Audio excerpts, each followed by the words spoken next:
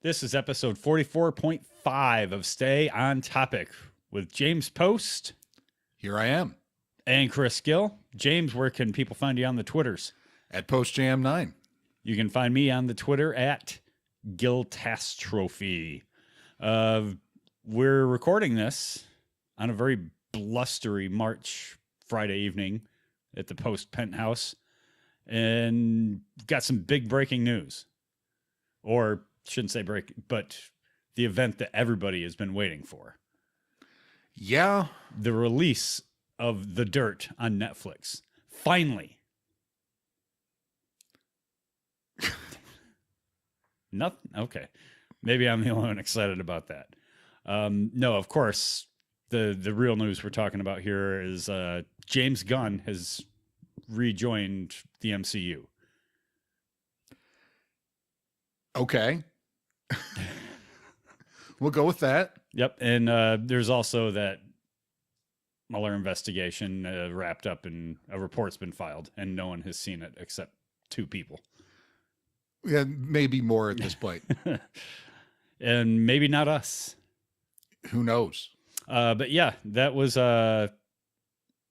delivered to William Barr, not William Burr, the Attorney General, who both preceded and succeeded Jeff Sessions. Yeah. That's got to be a first, right? I don't know. Probably Should he preceded him by quite a bit, though. By quite a bit, but still, that's odd.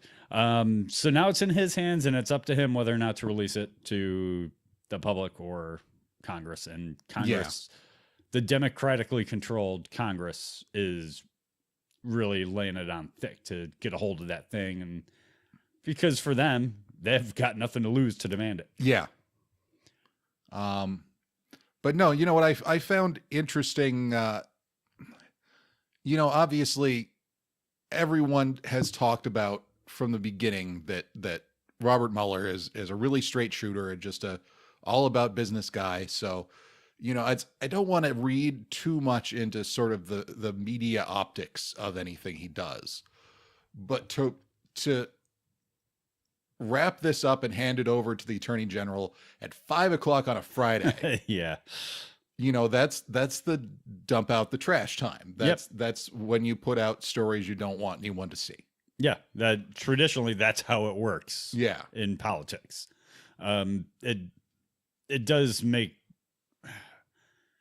It does excite the brain. Like, why wait till so late on a Friday afternoon to release it? Was he just, making grammatical corrections the whole time? Like, the timing of it's really quite strange. Yeah. And it's, we may never know, there are a lot of things we may never know about this report, despite the fact that it could be and perhaps even as likely to be released to the public. There are aspects to, how decisions were made and when decisions were made that just aren't going to be included in something like that. So it's going to leak. We're in the digital age. It's going to leak. We're going to see this eventually in the near future, whether it's, before it's officially released, or even if there was never any intention of releasing this to the public, we're going to see this. Yeah. Somebody's going to put it out there. It could be while we're recording this. That's, who knows, that a rogue agent, gets his or her hands on this and publishes it. Whatever it takes to make this podcast irrelevant by the time we get it posted. We do that just fine by ourselves. Yeah. So yeah, I would think if there was anything pressing that this would be released, or there would be a bigger, pomp and circumstance around this, but nobody seems really. Well, and I think the most newsworthy thing, other than the fact that the report was presented 2 years later, or no, 3. No, it'd be 2. 2. Yeah. 2.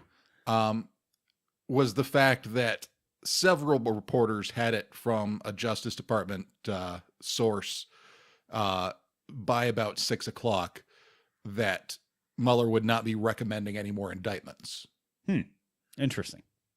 So,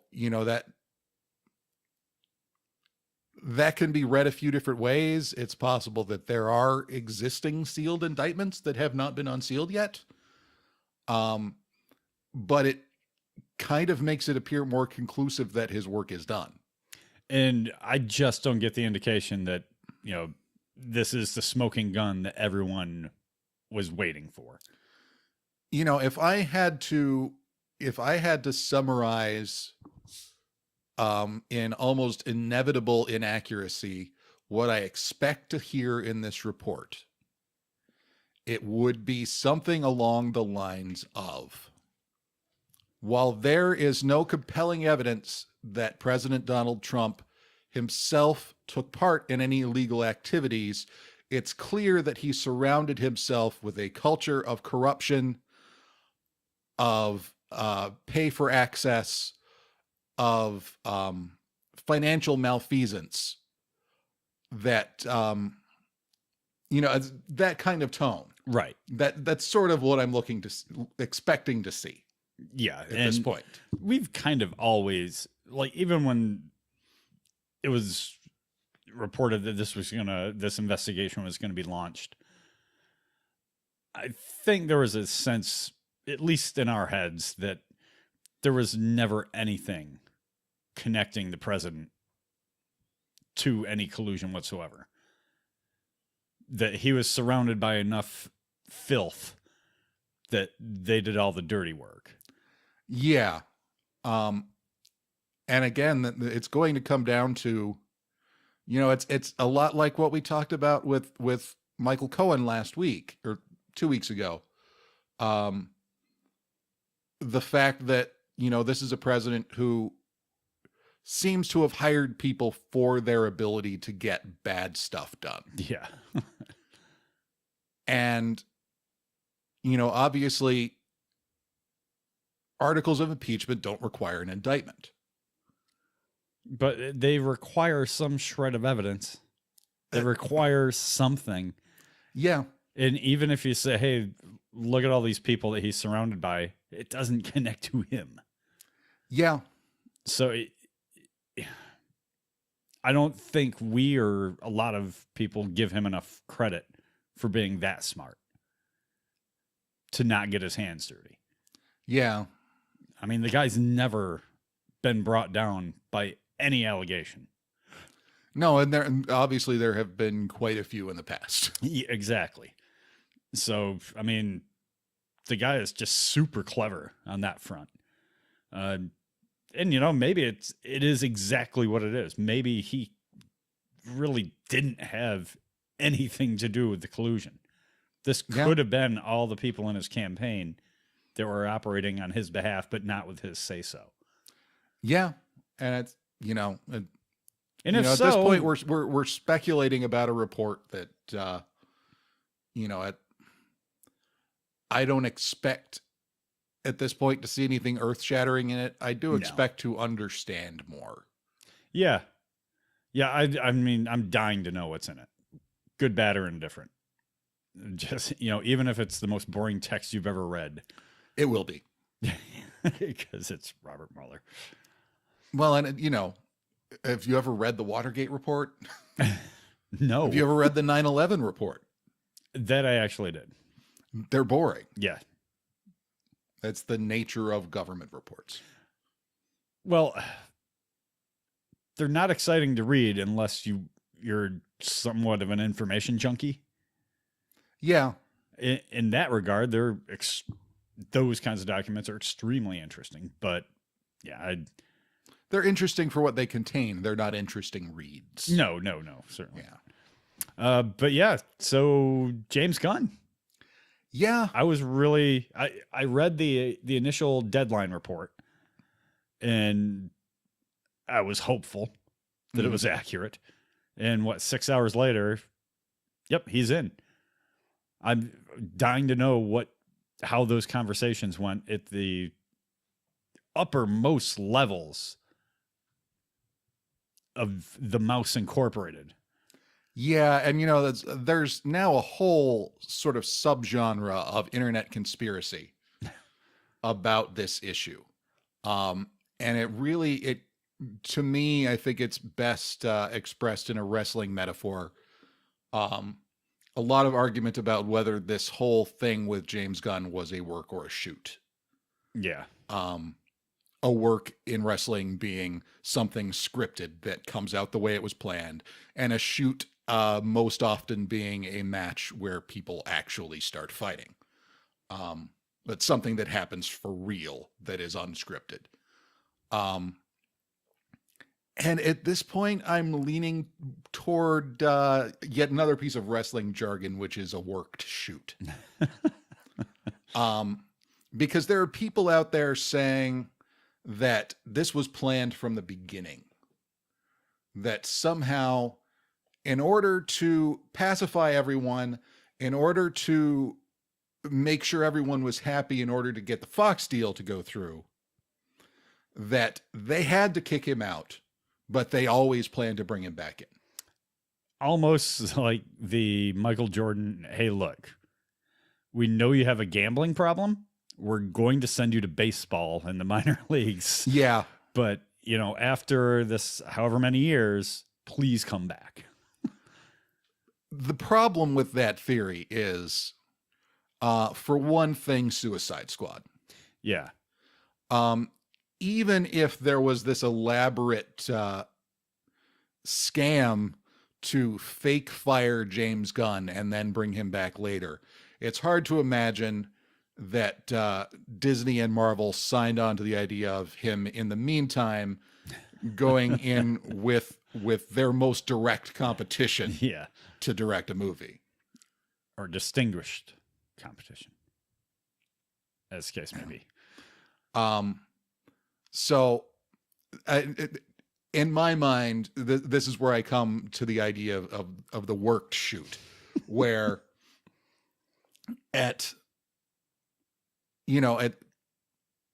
somebody at Marvel, at Disney said, saw this stuff from Twitter, which was ginned up by the far right people who were mostly angry about Roseanne Barr losing her show at the time, I believe. Yep.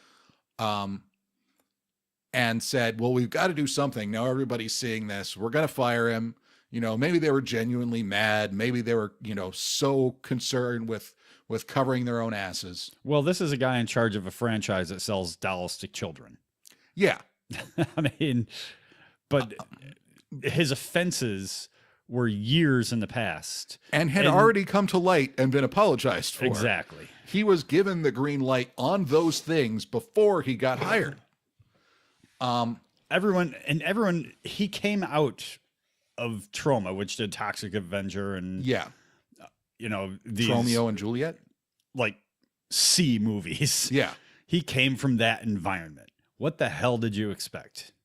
I mean, what did you think you were getting? Yeah. And if you're dealing with artsy types aren't afraid to hold back. That's why they're artsy. That's why they're not afraid to put things out there. What the hell do you expect when you hire a James Gunn? Yeah. But it's also extremely, it comes at a critical time for Marvel, I believe, in that you have Endgame coming up in 40 days. Which James Gunn is still credited as a producer on, by the way. And I believe he wrote a lot of the text for the Guardians characters. Yeah. But after Endgame, the Russo brothers are gone. Yeah. Presumably, Marcus and McFeely that wrote everything with the Russos are gone. Yeah. Joss Whedon is never coming back. In fact, he's developing his own HBO show right now. Yeah. So you don't have a lot of the powerhouse creative types that got you to this point. James Gunn is the only one left. And what he's done with the Marvel Cosmic has been nothing short of amazing. the Marvel Cosmic should not work in mainstream movies. And it's really on James Gunn for making that work. And if you were to move forward with phase 4 Yeah. of the MCU without James Gunn, I shudder to think what would happen. I mean, you need a flagship franchise, and the Guardians are going to be that flagship franchise. They almost have to be at this point. Yeah. We're guessing, but you're probably going to lose Chris Evans, Robert Downey Jr., Chris Hemsworth, Scarlett Johansson, Jeremy Renner. Some of those are, I don't know about Hemsworth. I don't remember the exact terms of his contract, but I don't know that he's, because of where he is in his career, that he's as done with it as Robert Downey Jr. is, as Chris Evans probably is. But yeah, I mean, most of that core from phase 1, phase 2 is going to be gone. And the only link left back to, I guess it'd be phase 2. Yeah. Would be the Guardians. And the Guardians are arguably much, if not more popular, then certainly more hip than the Avengers. Yeah. People really like them. You put somebody else in charge to helm that, even with a James Gunn script, it's not going to work. Yeah. So I think this really came at a crucial time for the MCU, and I think MCU fans, big nerds like me, can breathe a little easier now that they're going to have some guiding light that bridges all those different phases, and has done it superbly. Yeah. There's that. Any other news or notes on your end? No, not unless you want to talk about mass shootings. Yeah. This one, I guess the difference with this one is the governmental response on behalf of New Zealand.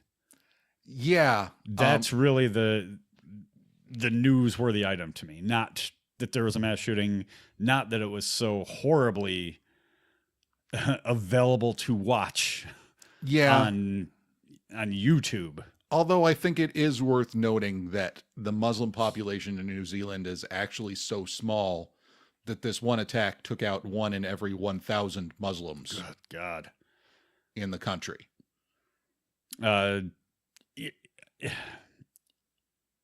Even those two things would be especially newsworthy.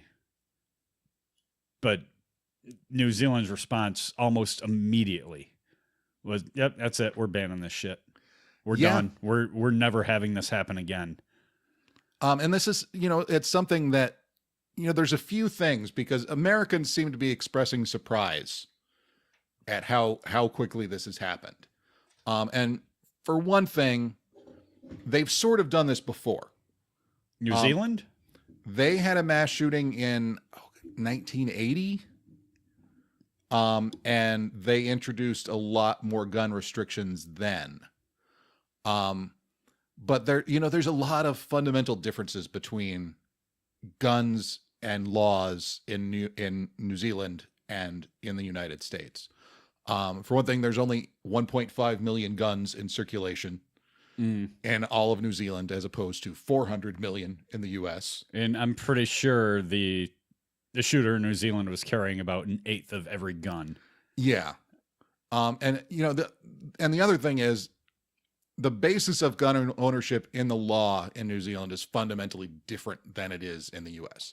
There is no Kiwi equivalent of the Second Amendment.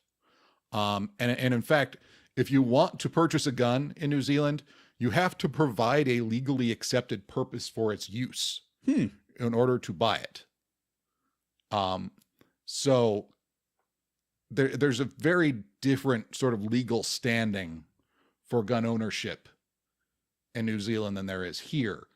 And there's also, it's just a fundamentally different political system, a much smaller country with, not all of the divisions that come with a giant country that we have. Right. Where there's so many different sort of subcultures competing with each other. So I think one has to be impressed that they have, to the extent that the people of New Zealand agree with what their government is doing, which it seems like in general, yes, that it's been able to be advanced as quickly as it has. But perhaps not the kind of shock that you might feel looking at it from an American perspective. A country that small could just move faster. Yeah. Yeah, for sure. And they're not as bogged down with a dogmatic piece of paper. Yeah. We are. One thing, it wasn't a huge debate, but it was certainly out there. And I'm interested to get your take on this. The GoPro video. Yeah. Did you watch it? I'll say right up front, a friend of mine showed it to me. I try never to watch things like that. And it was probably the most horrific thing I've ever seen. And I'm wondering if more people saw it, if they would realize how just god awful these mass shootings are, and if that would change your opinions. Because American news, all we see are like the ambulances and police and emergency crew vehicles outside of a building, wherever the shooter was that day, because it seems to happen so often. And maybe you see a covered body come out on a gurney. So we don't know how horrible these things are. And to actually see it play out, you get a much greater sense of horror, and it turns your stomach, and you can never unsee it. If more people saw it, I'm wondering how that might change opinion. It's like the old argument of you don't show the dead body on the cover of the newspaper. Yeah. But if you show the dead body on the cover of the newspaper, you know exactly how horrible that event was. Yeah. And, to begin with, I tend to avoid seeing things like that in general, just because, luckily not that often, but sometimes my job requires me to be exposed to things like that, whether I want to or not. So I try to avoid looking at anything like that when I don't have to. But I think that there's a large number of people who, if they did see something like that, might have a more visceral response to it than they would to just the numbers of dead. And that might maybe move a political conversation in one way or the other. The closest we got in America was the Las Vegas shooting, I think. And that you didn't see bodies hit the ground. Yeah. Necessarily. You saw flashes from a long distance away out of a hotel room window, and people screaming, and because it was shot from the ground level. And, that was pretty terrible in itself. But the New Zealand shooter, that was a different level of terror. And I almost think that, you know what, if people saw this. But here's the other shoe. There is a small number, but at the same time a terrifyingly large number, and vocal, who would see that video and become more dangerous. Yeah. Who would see that video and think, holy shit, that looks cool. Yep. Yeah. I mean, you're always going to have that, but I tend to land on optimism, and the majority would just be, oh my God. Well, the majority would be, but I can't be the person. I'm not qualified to say what the damage would be, right, from that percentage who shouldn't see You're it. going to have copycats, or no matter what. But not, I think the allure of something like that, and we may see it because it was so available in this case anyway, but to do it on a more regular basis, which is kind of what it sounds like you're suggesting. Well, I think I don't know that there's been a circumstance like this. I don't know that there's been all we've seen from American mass shootings are some really bad security footage angles. Yeah. Or like I said, the people in the crowd with their phones in Las Vegas. But not like this. I mean, but this was a GoPro strapped to this asshole's chest. I just feel like, we'll say conservatively there may be 20 to 50,000 Americans who would see this and be inspired. No, I understand. Yeah. Is it? Yeah. Yeah. I guess it would absolutely depend on the majority's response and how much of the majority that think it's the worst thing they'd ever seen would actually take action and demand this never happen again. First of all, it being in New Zealand seems very far flung and far away.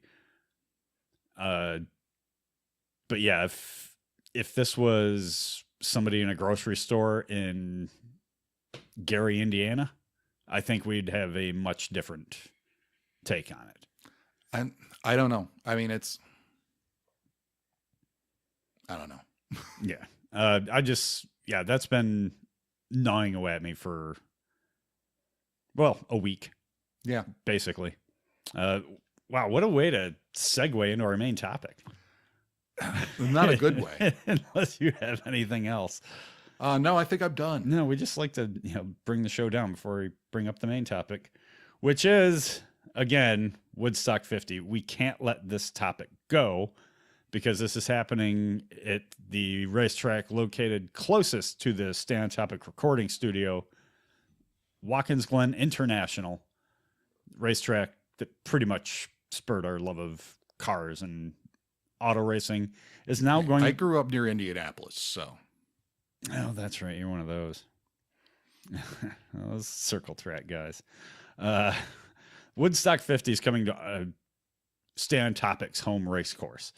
And can't believe that we're going to have probably the largest festival since, 99?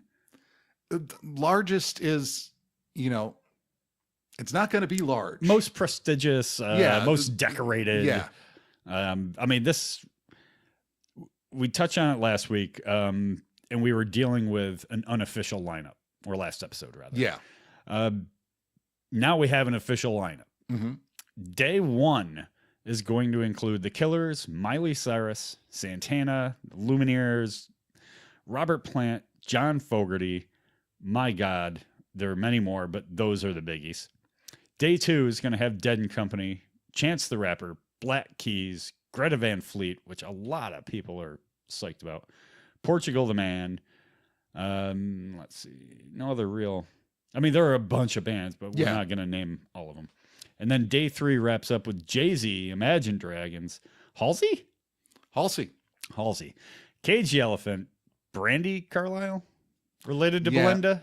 I don't know. I don't know. That one's completely out of my element. Yeah. Young Giant, Pussy Riot, and Hot Tuna, among several other acts. And what we posed last week, working on ticket prices that aren't official. Ticket prices do not become official until April 22nd. Yeah. But the unofficial ticket prices that are out there, the lowest I've seen is $649 for a 3-day pass. Yeah. And I did not say if that included camping or not. I'm assuming it doesn't include a chair.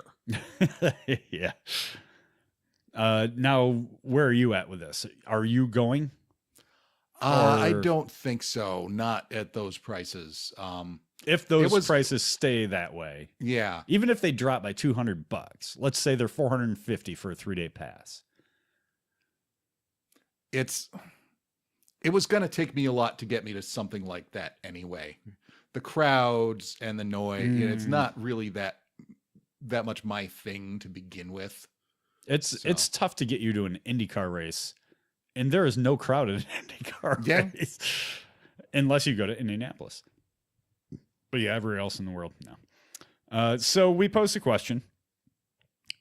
For those prices, what would get you up to the Glen to take in Woodstock 50? And all we want are, let's say, all these bands and artists and acts, performers stay the same, but now you get to add 10 more that you really, those are the ones that would get you to the Glen to see this thing. Yeah. Had a few responses, and I'm trying to find them on the thing. So stall for time, James. Well, one response I had was from Mark Webster. Good old Mark. This is right up his alley, by the way. Oh yes. So his list, and he's going all out on some of these. Starts off with the Black Crowes, Oasis, Deep Purple with Richie Blackmore, the Kinks, Metallica with Dave Mustaine. Oh wow. CCR but with John Fogerty. Sammy Van Halen with all 4 original members and Sammy. Weird. Journey with Steve Perry, the full original Kiss lineup, and Simon and Garfunkel. So that's a fantasy list in every possible way. Pretty much. One of the original members? No. That was a second generation Kiss member that's dead. Yeah. Gotcha. Okay. No, I don't think any of these are impossible. They're just highly unlikely. Well, that's exactly what this exercise is for. And I'll admit right off that I've got several highly unlikelies on my own list. So. Oh, same. All day. That's why we're doing this. It's like, if you're going to pay that much money, I want to see some shit that I'm never going to see again. Yeah. That's in a different mold. Paul Peters went way out there, as Paul Peters is apt to do. He went with Yo-Yo Ma, okay, Ministry, Naked City. I don't want to see Yo-Yo Ma and Ministry on the same stage unless they're playing together. That would be dope. That would be dope. That I might pay the $600 for. The John Spencer Blues Explosion, Mariachi El Bronx, AIC, Fantomas, Nick Cave and the Bad Seeds, and Primus. Primus I'll give you. I would, yeah. But I don't, nah, that wouldn't be in my top 10. No, but I would love to see them there. I have a top 10. They're not in it. But. Right, yeah. Let's see. Eric Hoffman went very basic. Surprisingly basic with his picks. I'm disappointed, and I hope he ats me. He went with Metallica, Aerosmith, Godsmack, Alice in Chains, Red Hot Chili Peppers, Stone Temple Pilots, which that one's curious. I don't know if STP is as good without Wyland. Yeah. Living Color, which I kind of like that pick. Yeah. LL Cool J, Eminem, and Bruno Mars. LL Cool J with or without, who was that? Brad Paisley that he did Accidental Racist with. Yeah. Yeah. And then Scott Brower also had Metallica, Bob Seger and the Silver Bullet Band, Skinnerd. I don't know. I have a tough time when a band is gutted by death and what's left of them. It's not the band anymore. Yeah. That's like saying, okay, we're doing a Beatles reunion, but we're going to have 2 people replacing Lennon and Harrison. It's like, it's not the Beatles anymore. Skinnerd is not Skinnerd anymore. That's all I'm saying, everybody. I don't know. I mean, it was already gutted when they brought in Ringo. Is it really the Beatles without Pete Best? Brutal. AC/DC, we're only down 1 member there. Willie Nelson and Family, that'd be a good time. Yeah. Jamie Johnson, Chris Stapleton, Kid Rock, the Eagles, but without Glenn Fry. Yeah. Can't do it, man. And Jimmy Buffett. So that's some of the feedback we got. I would have liked to see Limp Bizkit on all of those lists. I'm pretty sure that, what's his name? Michael Lang Yeah. We'll never make that mistake No, again. no Limp Bizkit. No, Michael Lang, of course, is the promoter of Woodstock 50. He was a promoter of the original Woodstock. Yes. And he's working with Dentsu, the 5th largest PR and entertainment company in the world, based in Tokyo. So there's a couple of things I wanted to bring up about this from my perspective in local media that I found interesting about the reaction before we get into our own lists. Reaction from whom? Readers or? From readers, primarily on Facebook, because yes. only sons of bitches post to Facebook. So the one thing I saw that I thought was absolutely hilarious was, and there was a general sense of, you know, who the hell are these bands as far as the lineup that was announced. A lot of them, but those bands aren't there for us. But one particular commenter amongst the bands that they listed as examples of who the hell are they were Hot Tuna and Canned Heat, both of which played at Woodstock in '69. So I think you're giving up your originalism cred there. Yeah. And the other thing I saw, specifically, one commenter said, in reference to Night 3, which would be headlined by Jay-Z, that this seems like a lineup that's going to bring a great, respectable crowd to our area.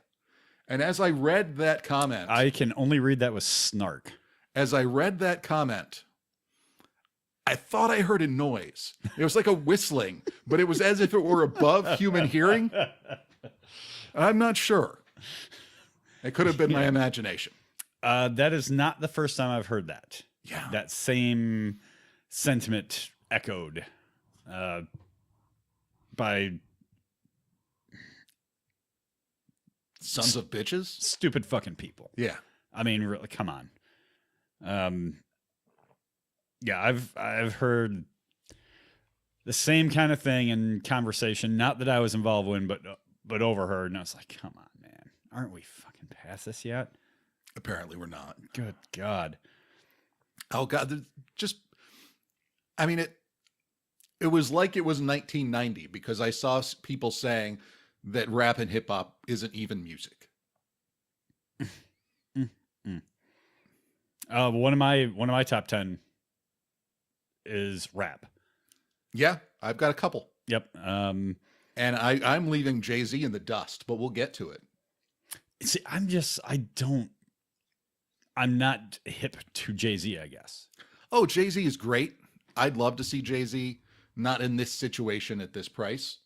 But I think he's amazing at what he does. I think the album Hard Knock Life is one of the greatest hip hop albums ever. And that song in particular, I think, is one of the greatest examples of hip hop ever created. It's damn good.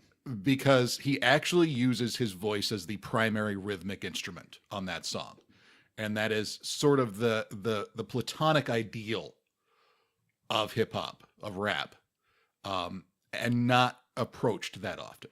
Where does rap end and hip hop begin? I'm not clear. I've never been clear. No. It often seems to depend on who's defining the terms. I think after NWA and rap started becoming way more rhythmic and way more braggadocious, then it became hip hop. Well, and it's, to me, it's, so if I were to draw a line, that's where I'm like, okay, that to me is hip hop. It's not rap anymore. But if I were to draw a line, and this is just me as upstate New York white guy, to me, the thing that makes most sense is hip hop is the genre of music.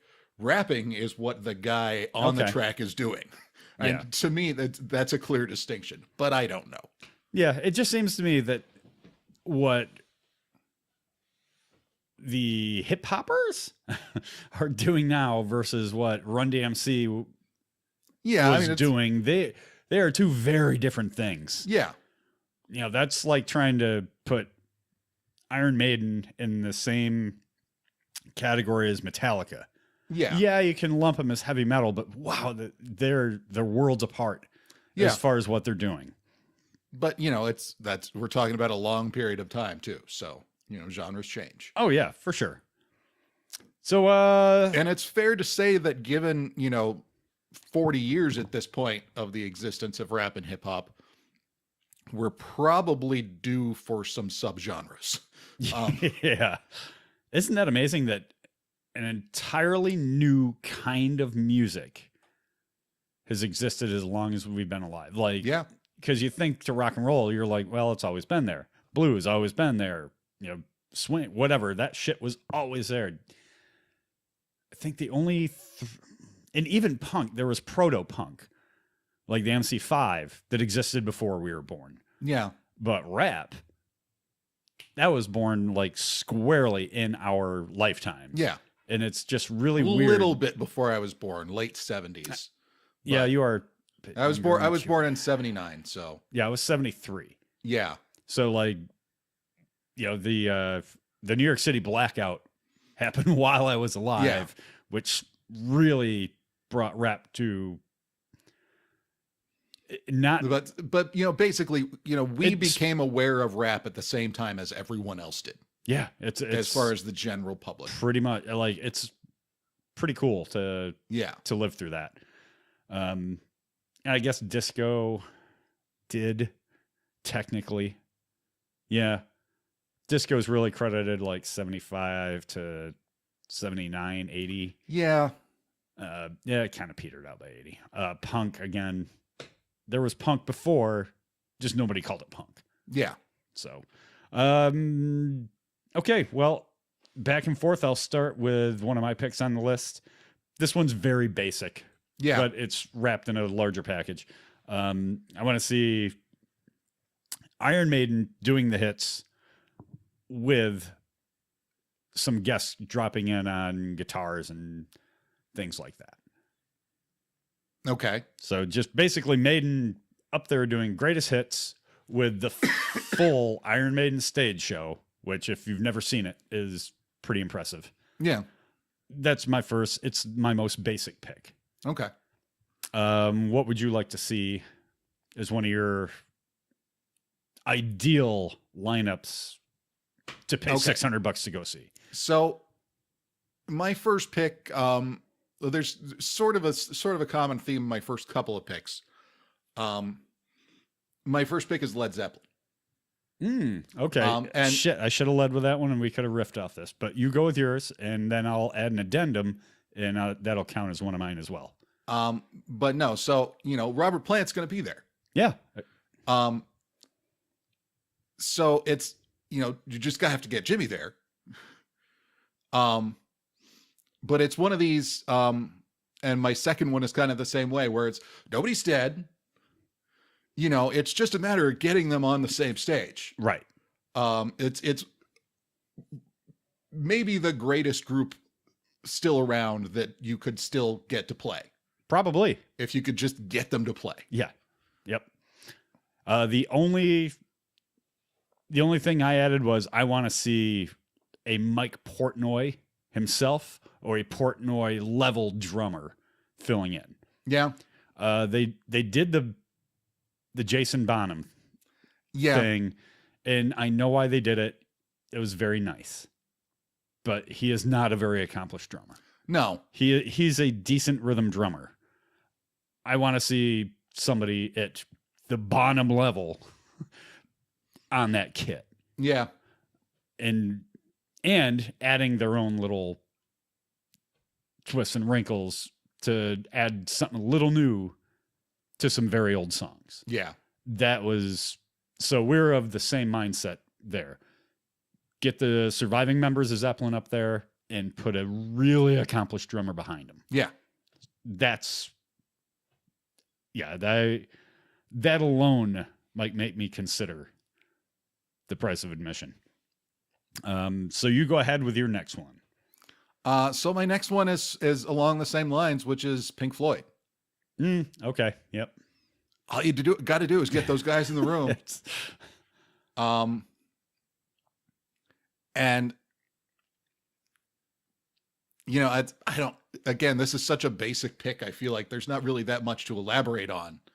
Just I want to see Pink Floyd. Why is it so hard? With the full Floyd stage show. Oh, yeah. Yep. Yeah, you got to have that. That's got to be part of the package. If this is going to be the biggest one-off festival since 1999, why not go big? Why not get a band like Floyd? Yeah. Everyone, I don't care what your sobriety level is, you're going to enjoy the shit out of that. Yeah. Unless you're my wife. Get out. Just fucking hates Pink Floyd. Why did you marry her? I don't know. Oh, God.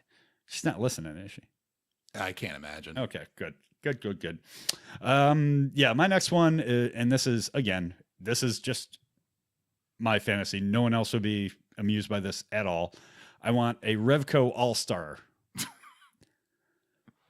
lineup. I just love how you start off with the abbreviated version. Yes, Revco is short for the Revolting Cocks. Thank you. Which is Al Jorgensen of Ministry fame. It's his side project that is almost equal in his mind to Ministry. Ministry makes him the money so he can go do Revolting Cocks stuff. Yeah. And the lineups have changed every time. God, on one album, you can have 5 different lineups on a Revco album. So it's just great. It's like indie music porn. You'll have Jello Biafra on a song singing, and then on the next song, you have Rick Nielsen from Cheap Trick playing guitar. It's just amazing. And I want to see them just bang out the Revco hits, if there is such a thing.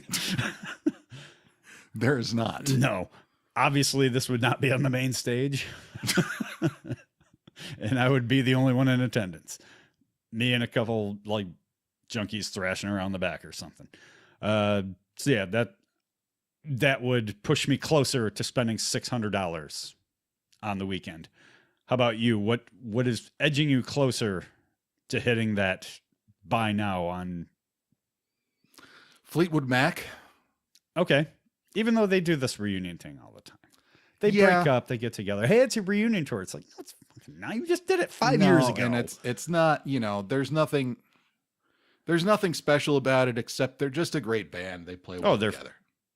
Amazing. Yeah. I'd say one of the top 10 best bands, rock bands of all time. Now you're starting a whole other list, man. Yeah, I know. But you can't beat them. They had such a good thing going. Yeah, my next one, and everyone is going to hate this but me. Damn Yankees reunion. And not just do Damn Yankee songs. This didn't sound good when I was drunk either. They only had 2 albums, but they would also do covers of Styx songs, not Dennis DeYoung Styx, pre-DeYoung Styx songs. They would do Night Ranger covers, and they would throw in some Ted Nugent tunes. Wow. That I would. Who would want to hear non-Dennis DeYoung Styx? Renegade? Come on. Yeah, I'd pay $300 just for that. What about you? What's inching you closer? I feel like a lot of my picks are just sort of basic, in the sense that the kids use that term now. My next pick, Rage Against the Machine. That would be, yeah. Okay, that almost falls in line with my next one too. Okay. But Rage on that stage wow, that would be great. Yeah. And if you could somehow cleverly package it with Cage the Elephant. Oh God. What a 1-2 punch that would be. But yeah, I feel like, I've got some things on my list that are not that obvious. I feel like there's nothing really clever about my list. It's just, this is what I'd like to see. Yeah. I mentioned it on Facebook. Like a lot of the bands that I just thoroughly adore, I've seen them play live, some multiple times. Yeah. I don't necessarily need to see them again. I want event. Yeah. Shit I can't see anywhere else and never will see. So kind of piggybacking off yours, I wanted to see System of a Down. That almost was on my list. Not a reunion, but certainly the first time System of a Down had been on stage together in a while, and certainly nothing on this level. And Yeah. it would just be really fun to see what those guys crank out, because they've been working on new material, throwing some new stuff Yeah. on the biggest stage in music. Aren't they due to drop an album? They keep saying that. Yeah. Yeah. So yeah, I would like to see Surge. People and the still say Boys drop an album, right? drop. Yeah. There's going to be some hot wax coming our way. All right. What else is on yours? Again, I just feel like my list is boring, but it'll get more interesting. Chili Peppers. So that's a second Chili Peppers mention. Yeah. Another great 1-2 punch. System of a Down and Chili Peppers. Yeah. Both kind of have the same weird quirk thing going for them. That'd be nifty. Put them on the same stage, like back to back. Yeah. Yeah, I wanted to. I've never seen Public Enemy. Yeah. And I would fucking love to see Public Enemy with guest rappers and DJs. You'd need them. I mean, that would be a spectacle. Yeah. And put on, I know it sounds old, but the old school militant pissed off the world show. Yeah. I would love to see that. I wouldn't think it'd be that hard to tap into that mental space at this point. No, or to find like guest rappers and DJs that were influenced by these guys. Say, hey, Public Enemy's doing Woodstock and they want some other people to come in to, do some of the old hits, maybe do, something more contemporary. I think that would blow minds. I would love to see that. My last one is a big mishmash of a mess pick. So are you only doing 5? No. Okay. There's an asterisk okay. with my last pick. So I'll let you do the next one, the next, 3? I've got 5 more. 5 more. Okay. So you do the next 4. I'll throw mine in, then you can wrap it up. Okay. So I've got, once again, nothing clever about this pick, The Who. Yeah, I guess there's, oh no, you're missing 2 members. Okay. You just want to see those 2 guys. Townsend and Daltrey. They've been touring. Apparently it's good. Yeah. Okay. I haven't seen it, but, number 7, Tool. I think a really underappreciated band, and they put on a batshit stage show. Really? Oh God. If you're not stoned, you will be. Oh, okay. So I think that's just a good fit, and I just think more people should hear and see them. I mean, I like their stuff. I've never liked it enough to want to see them live. No. It just never seemed like it would translate well live. And Tool to me is always one of those bands that is perfect inside your own head. I don't know if I want to go share that with a bunch of people. Okay. I know get what that. I mean? So then I've got Wu-Tang Clan. That would be fun. Cause Jay-Z is fine, but if you're gonna bring the hip hop, why not go for the best? Bring the hip hop. Yeah. And that goes right into my next one, which is Outkast. That would be cool. They haven't been together in a while, but there's no reason they couldn't be. Yeah. And God, if you think you don't know who they are, you do. Oh, everyone knows. I would hope everyone knows. I mean, we have a very robust and hip audience. I'm pretty sure they know who Outkast is. But if they don't, just go out and pick up a copy of Stankonia on vinyl, Yeah, my last pick is. Are we up to? You have 2 left or 1? No, I have 1 left. So okay, my last pick is kind of a cheat. Okay, kind of a cheat. I want the big 4: Metallica, Megadeth, Anthrax, Slayer. and not just, each one getting their own thing. I want to see them do the big four collaboration that they only did on one song. Yeah. All the places they played. No, I want to see a shitload of crossover. So you open. You want to see them all on stage like a high school marching band? No, not like that. I want to see Kirk Hammett drop in to play a Danny Spitz guitar lick on an Anthrax song. Okay. I want to see Ian pop up, play a rhythm. He couldn't handle Megadeth rhythm, a Metallica rhythm. I love Scott Ian. He's not that good. But Charlie Benante, let's see what he can do behind Metallica's drum kit. Yeah. That's the only thing Metallica's ever missed is a fucking great drummer. Yeah. They've and better songwriting. Arguably, Charlie Benante is probably a better songwriter than Hammett or York. Yeah, but in Mustaine has to drop in everywhere to play guitar.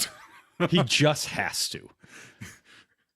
It's going to be the big four and multiple clones of Dave Mustaine. Honestly, that is totally my 16-year-old. Chris wants to see an 80-band 3-stage show in which Dave Mustaine is the in every band. Yes. Is that too much to ask? He's been to the Glen before. That's fair. He's played guitar at the Glen before. Yeah. Little known fact. Play guitar for what's the name of that? A Zach Brown cover band. Yes. A lot of people missed out on that one. So yeah, that's my ultimate. I want to feel 16 again and see all my musical heroes up on stage at the same time and interacting with each other's works. I think that would be awesome. And again, shit I ain't going to see anywhere else. Yeah. What is the final band that will get you to hit proceed to checkout? Cake.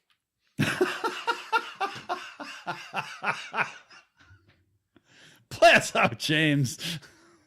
I just love Cake. Wow, did not see that coming. Let them out on the track surface. Let them play Going the Distance.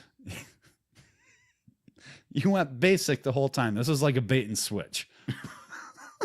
Who doesn't love Cake?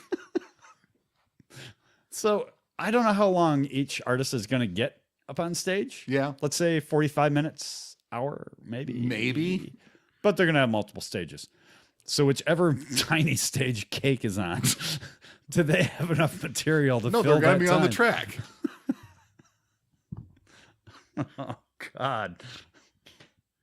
Okay, you heard it here. They've got the trumpet player can solo for a while. All it takes to free James Post from his money is Cake. In so many ways.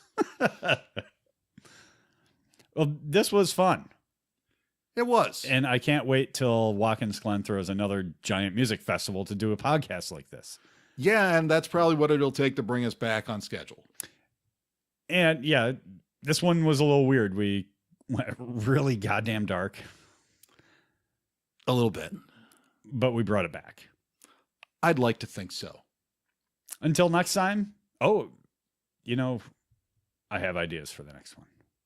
All right. So until next time, James, please do us the honors. Play us out with Cake.